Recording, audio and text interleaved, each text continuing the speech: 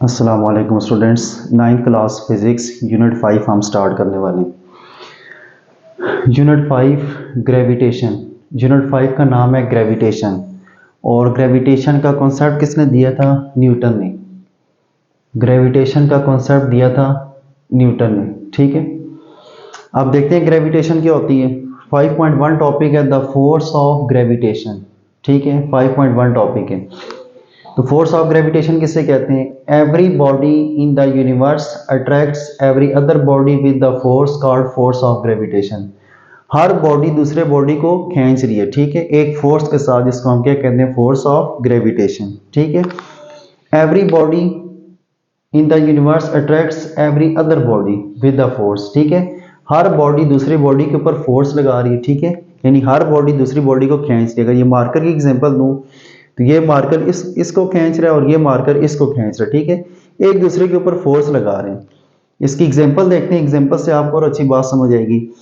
First example लिखी है earth and moon और सेकंड एग्जांपल है सन एंड अर्थ। ये मैंने अब डायग्राम्स बनाई है, देखें, ये सन है पहला मैस और दूसरा अर्थ। सन अर्थ को खींच रहा है और अर्थ सन को खींच रहा है। ठीक है, हर बॉडी दूसरे बॉडी को खींचती है with the force called force of gravitation. ठीक है, ये डेफिनेशन में बताया था।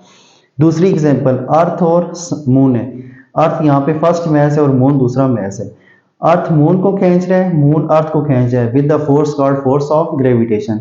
यानी कि हर मैस दूसरे मैस को अट्रैक्ट कर रहा है। ठीक है, with the force called force of gravitation. अब इसकी सब हेडिंग में आता है लॉ ऑफ ग्रेविटेशन। इसको आप लिखें, ये मोस्ट इंपॉर्टेंट लॉन्ग क्वेश्चन है। ठीक है, कई बार ये बोर्ड में पूछा गया, ये लॉन्ग क्वेश्चन में आता है। डेफिनेशन, उसके बाद इसकी डायग्राम, एक्सप्लेनेशन, मैथमेटिकल फॉर्म हो तो वो बोर्ड में लॉन्ग क्वेश्चन आते हैं। Law of gravitation. अच्छा, देखते हैं लॉ ऑफ ग्रेविटेशन किसे कहते हैं। Law of gravitation is also called universal law of gravitation and Newton law of gravitation. याद रखना है कि लॉ ऑफ ग्रेविटेशन को हम यूनिवर्सल लॉ ऑफ ग्रेविटेशन कहते हैं और न्यूटन लॉ ऑफ ग्रेविटेशन। अब एग्जामिनर क्वेश्चन पूछ लेते हैं, explain law of gravitation, adding लिखी हुई है वो ठीक है, लेकिन बहुत का ऐसे भी पूछते हैं explain universal law of gravitation या explain Newton law of gravitation. तीनों का एक ही मतलब है। ठीक है, न्यूटन लॉ ऑफ ग्रेविटेशन किसे क्यों कहते हैं? क्योंकि लॉ ऑफ ग्रेविटेशन दिया ही न्यूटन ने था। ठीक है, शुरू में बताया था ना, ग्रेविटेशन का कॉन्सेप्ट न्यूटन ने दिया है। तो यहाँ पर भी जो लॉ ऑफ ग्रेविटेशन है वो किसने दिया था? न्यूटन। तो इसको न्यूटन लॉ ऑफ ग्रेविटेशन भी कहते हैं। और यूनिवर्सल लॉ ऑफ ग्रेविटेशन इस वजह से कहते हैं यूनिवर्सल, यूनिवर्स से आया, तो ये लॉ पूरी यूनिवर्स के ऊपर एप्लीकेबल है। ठीक है, तीन नाम याद रखने, law of gravitation, universal law of gravitation और न्यूटन लॉ ऑफ ग्रेविटेशन। अब इसकी डेफिनेशन देखते हैं, what is law of gravitation. Every body in the universe attract every other body with the force which is direct proportional to the product of their message. ठीक है, आपने ये दो mathematical form याद रखनी है, खुद ब खुद डेफिनेशन आ जाएगी। Every body in the universe attracts every other body with the force which is direct proportional to product of their masses। ये देखें, ये mass m1 है, ये mass m2 है और ये force है। Every body in universe attracts every other body with the force which is direct proportional to product of masses। ये direct का साइन है। ठीक है, यानी हर mass दूसरे mass के ऊपर force लगा रहा है और वो force इन दोनों masses के direct proportional है। दूसरा point, and inversely proportional to the square of distance between them। And inversely proportional to the square of distance. यहाँ पे डी डिस्टेंस है। ठीक है, inversely proportional to square of distance. आप इस फॉर्म को सामने रखेंगे तो डेफिनेशन खुद ब खुद आपको याद हो जाएगी। ठीक है, अक्सर स्टूडेंट्स कहते हैं सर ये डेफिनेशन हमें मुश्किल होती है याद करते हुए, क्योंकि ये 3 से 4 लाइनें आपकी बुक के अंदर लिखी हुई हैं।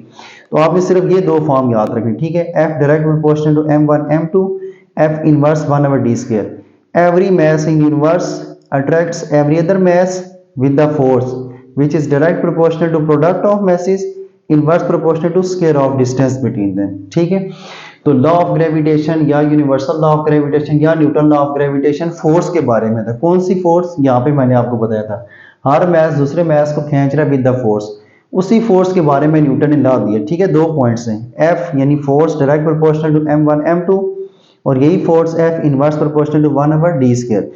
So every body in the universe attracts every other body with the force which is direct proportional to product of masses and inverse proportional to square of distance between them। आगे इसकी explanation में जाते हैं। Explanation में सबसे पहले आपने diagram बनानी है। डायग्राम में ये मैस M1 है और ये मैस M2 है, ठीक है, दो मैसेज है M1 और M2। इन दो मैसेज का जो डिस्टेंस है उसको D से लिखा हुआ है, ठीक है, distance between message is D। M1 force लगा रहा है मैस M2 पे F, और M2 M1 के ऊपर फोर्स लगा रहा है माइनस F। हमने ये साथ माइनस क्यों लिखा? इस वजह से लिखा कि दोनों ऑपोजिट हैं। इस फोर्स की डायरेक्शन इस तरफ है और इस फोर्स की डायरेक्शन इस तरफ है, तो ऑपोजिट की वजह से हमने माइनस लिखा है। अब इसी डायग्राम को 2 से 3 लाइनों में एक्सप्लेन किया गया। मैंने एज इट इज आपकी बुक की वर्डिंग लिखी है, ठीक है, आप इस टॉपिक को समझो और एक बार आप बुक से देखो, आपको पता चल जाए। तो एक्सप्लेनेशन में लिखा हुआ है consider two bodies of message M1 and M2। हमने दो मैसेज लिए जिसका मैस M1 M2 है, ये फर्स्ट पॉइंट हो गया। दूसरा point, distance between them is D। दोनों मैसेज का जो डिस्टेंस है वो D है, ठीक है, दूसरा पॉइंट हो गया distance between them is D। तीसरा पॉइंट है according to law of gravitation. Mathematical form के आपने इसी तरह हेडिंग देनी है। तो न्यूटन लॉ ऑफ ग्रेविटेशन क्या था? F direct proportional to M1 M2, ठीक है, फोर्स डायरेक्ट है मैसेज की, और F inverse 1/d square, inverse proportional square of distance. अब दोनों की लेफ्ट हैंड साइड इक्वल है, इन दोनों को कंपेयर करेंगे तो F direct proportional to M1 M2 divided by d square, ठीक है। इसके बाद हम ये प्रोपोर्शनलिटी का साइन हटाएंगे तो G आएगा, तो G कांस्टेंट है, ठीक है। आगे मैं नेक्स्ट आपको बताता हूँ G क्या और इसकी वैल्यू क्या होती है, ठीक है। एक बार फिर देखें, डायग्राम हमने बनाई, दो मैसेज M1 M2, इनका डिस्टेंस D है। तो according to law of gravitation क्या था? F direct proportional to M1 M2, यानी फोर्सेस मैसेज के डायरेक्ट है, और F इनवर्स है 1/d स्क्वायर। दोनों को कंबाइन किया M1 M2/d स्क्वायर, और प्रोपोर्शनलिटी का साइन हटाया तो कैपिटल G आएगा कांस्टेंट, ठीक है। तो ये इसकी मैथमेटिकल फॉर्म है। तो ये बोर्ड में MCQs भी आ सकते हैं। F is equal to G M1 M2/d square, ये mathematical form of Newton law है, ठीक है। आप यहाँ तक नोट कर लें, फिर मैं इसको रेज करके आगे लिखता हूँ।